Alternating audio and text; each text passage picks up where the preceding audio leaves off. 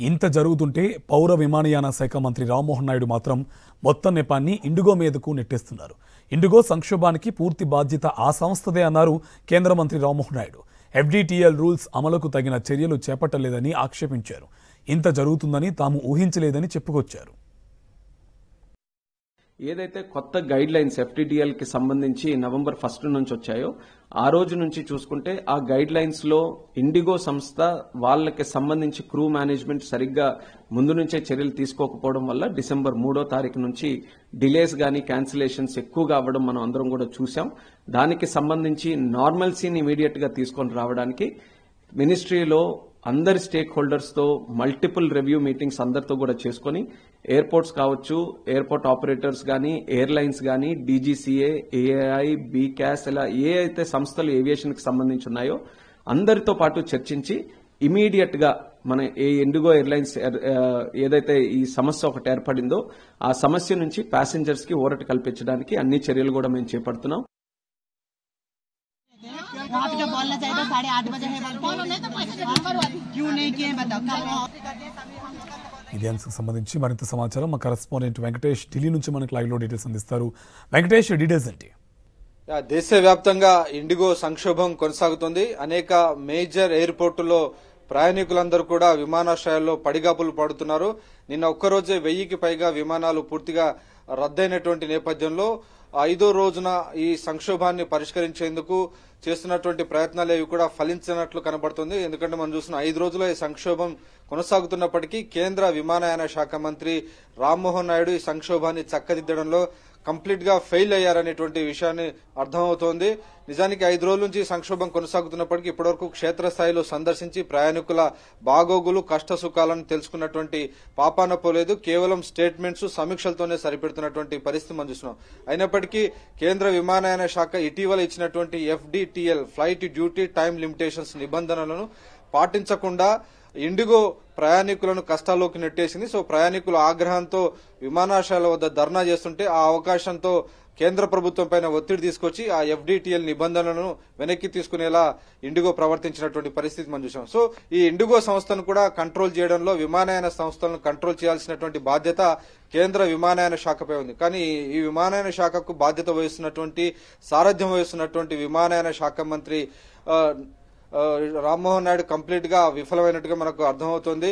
స్వయంగా తెలుగుదేశం పార్టీకి సంబంధించినటువంటి అధికార ప్రతినిధులు జాతీయ మీడియా ఛానల్లో ప్రత్యక్షమై నారా లోకేష్ స్వయంగా ఈ క్రైసిస్ ను నివారించేందుకు ఆయన ప్రయత్నం చేస్తున్నారని చెప్పుకోవడం తెలుగుదేశం పార్టీ చేస్తున్నటువంటి క్రెడిట్ చోరీకి మరొక నిదర్శనంగా కనబడుతుంది. ఈ సంక్షోభ సమయంలో కూడా ప్రయాణికులు ఒకవైపు కష్టాలు పడుతుంటే దాంట్లో కూడా క్రెడిట్ కొట్టేసేందుకు, అందులో నారా లోకేష్ ను ఫేమస్ చేసేందుకు ఈ మొత్తం వ్యవహారాన్ని చక్కదిద్దుతున్నటువంటి పరిస్థితి నాయకత్వం నారా లోకేష్ వివరిస్తున్నట్టుగా చెప్పేటువంటి ప్రయత్నం చేస్తున్నారు. కంప్లీట్ గా రామ్మోహన్ నాయుడు డమ్మి, నారా లోకేష్ కేంద్ర విమానయాన శాఖను కూడా నడుపుతున్నారని తెలుగుదేశం పార్టీ ప్రచారం చేస్తుంది. సో మొత్తానికి రాష్ట్రంలో ఇప్పటికే అనేక శాఖల్లో వేలు పెడుతున్నటువంటి నారా లోకేష్ ఇప్పుడు కేంద్ర విమానయాన శాఖలో కూడా వేలు పెడుతుండడం పైన జాతీయ మీడియాలో తీవ్రమైనటువంటి విమర్శలు వస్తున్నాయి.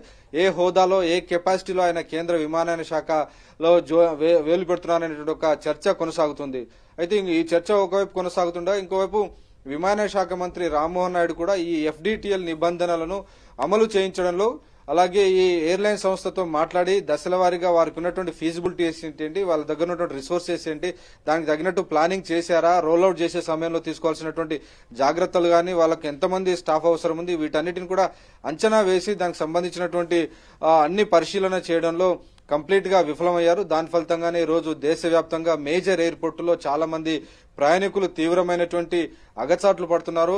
ఇటు ఢిల్లీ నుంచి ముంబై వెళ్లాలంటే, ఇటు ఢిల్లీ నుంచి బెంగళూరు వెళ్లాలంటే 5 నుంచి 6 రెట్ల వరకు దాదాపు 60-70 వేల రూపాయలు డొమెస్టిక్ ట్రావెల్ కే ఒక టికెట్ ధర పెరిగినటువంటి పరిస్థితి. దీనికంటే పక్కన ఉన్నటువంటి థాయిలాండ్ గానీ, పక్కన ఉన్నటువంటి ఇతర నైబర్ కంట్రీస్ కు వెళ్లే టికెట్ ధరలు చీప్ గా ఉన్నాయి. కానీ డొమెస్టిక్ రేట్స్ మాత్రం చాలా భయంకరంగా పెంచినటువంటి పరిస్థితి. సో ఈ రేట్లు ఇతర ఎయిర్లైన్ సంస్థలు క్యాష్ చేసుకుంటున్నప్పటికీ, సొమ్ము చేసుకుంటున్నప్పటికీ కూడా 5 రోజులుగా కేంద్ర విమానయాన శాఖ మంత్రి రామ్మోహన్ నాయుడు నిమ్మకు నీరెత్తినట్టుగా వ్యవహరించారు. కేవలం స్టేట్మెంట్స్, టీవీ ఇంటర్వ్యూస్ తోటే ఆయన సరిపెట్టారు. ప్రయాణికుల కష్టాలను క్షేత్రస్థాయిలో తిరిగి పట్టించుకోలేదు. దాని ఫలితంగా 5 రోజులుగా ఇతర ఎయిర్లైన్ సంస్థలు ఈ పరిస్థితిని అడ్వాంటేజ్ చేసుకుని సొమ్ము చేసుకుని ప్రయాణికులను పూర్తిగా దోపిడీ చేసినటువంటి పరిస్థితి మనం చూసాం. సో ప్రయాణికులను కంప్లీట్ గా ఒకవైపు వాళ్ళ ఏకపక్షంగా విమానాలు రద్దు కావడం, మళ్ళీ వాళ్ళు వెనక్కి వెళ్లలేనటువంటి పరిస్థితి. ఒకవేళ వేరే విమానాలలో టికెట్లు బుక్ చేసుకుందామంటే ఏకంగా 5 నుంచి 6 రెట్ల పెద్ద ఎత్తున టికెట్ ధరలు పెంచారు. సో మొత్తంగా ప్రయాణికులను నిలువు దోపిడీ చేయడంలో తెలుగుదేశం పార్టీకి సంబంధించినటువంటి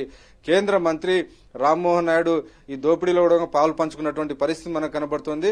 చివరికి కొద్దిసేపటి కిందట విమానయాన శాఖ జోక్యం చేసుకుని టికెట్ ధరలు పెంచితే ఊరుకోమని ఒక స్టేట్మెంట్ ఇచ్చారు. అది ఏ మేరకు అమలవుతుందన్నది మనం వేచి చూడాలి. ఎందుకంటే గత 5 రోజుల నుంచి కూడా ఆయన వార్నింగ్స్ ఇస్తూనే ఉన్నారు, చర్యలు తీసుకుంటున్నాం అని. కానీ అక్కడ క్షేత్రస్థాయిలో అలాంటి ఆచరణ గానీ, అలాంటి క్షేత్రస్థాయిలో అలాంటి ఫలితాలు ఏవి కనబడడంతో ఈ సంక్షోభం ఇంకా వారం రోజుల పాటు కొనసాగేటువంటి పరిస్థితి అయితే కనబడుతోంది.